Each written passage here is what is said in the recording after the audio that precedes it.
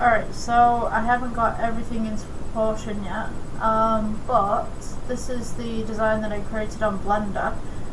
This isn't my character, it's just a default, but everything else that's built here is mine.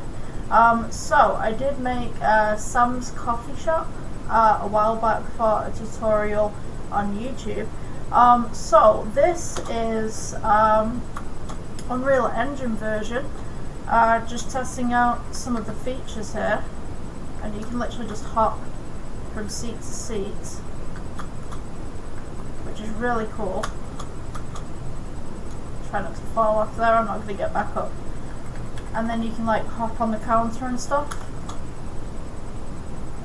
And like look at the size of the coffee mug to that. I mean, like, that's neat. Let's see, I want to jump over that. So W, we got the S right there. Let's go for W forward and then jump over that. And then for some reason this is blocked. I don't know why this is blocked, but there's some sort of object here that's blocking progression.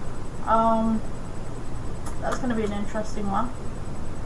And also here as well, I can't move there, so that's really weird. Let's see, can I jump? No, we're blocked.